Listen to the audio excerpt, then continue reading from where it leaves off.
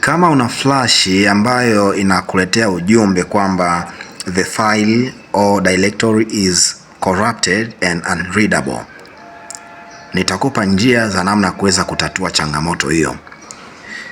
Mara nyingi ujumbe huu una maana kuwa flash au USB yako imepata hitilafu kwenye mfumo wa mafaili, yani file system corruption. Sasa ukiwa na flash ya namna hiyo, maana yake ni kwamba huwezi ukapata baadhi ya mafaili au mafaili yote. Sasa ufanye nini ili uweze kurudisha mafaili yako?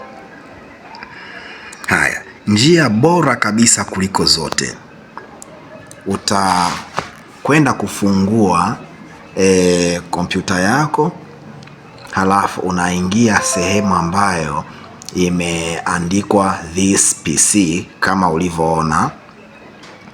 Baada ya kuingia sehemu ambayo imeandikwa this PC, nakumbuka hapo ni baada ya kuwa umechomeka flash yako. Hatua ya pili, uta right click kwenye flash yako kama hivi nilivyofanya mimi. Umesha right click kwenye flash yako, then utakuja sehemu iliyoandikwa properties huku chini kabisa mwishoni.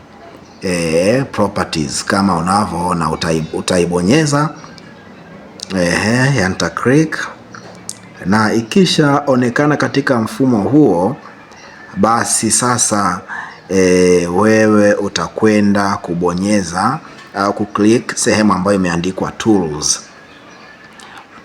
Ipo juu kabisa, ni juu kabisa tools kama mnavyoona. Ukisha bonyeza tools, then utaingia au utabonyeza sehemu ambayo imeandikwa check kama mnavyoona. Ukisha bonyeza check, utaona itakwambia error checking USB drive, na itahitaji ile drive yako ni ipi, kama ni D au E. Then itakuletea ujumbe. Kama ina changamoto ile, itakuletea ujumbe kwamba scan and repair.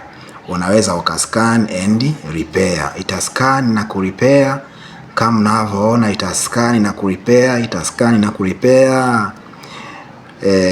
kama mnavyoona. Ngoja tusubiri tuone hapo sister tuambiaje. Ingawa hii nimefanya kwenye flash ambayo haina changamoto, lakini hizo ndizo process ambazo unazifuata pale unapokuwa unatatua changamoto ya USB au flash ambayo ime collapse kwa maana ya zile file systems. Ngoja tuone ina scan na kutatua changamoto ambayo ipo kwenye flash.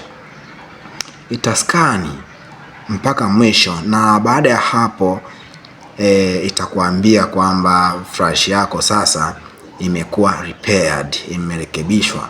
Kwa baada ya hapo utaona tu kwamba flash yako iko vizuri, na ukienda kuangalia utakuta mafaili yako vizuri kabisa. Hiyo ni njia bora kuliko njia zingine zote ambazo unaweza kuzitumia kuweza kutatua changamoto ya error checking au ile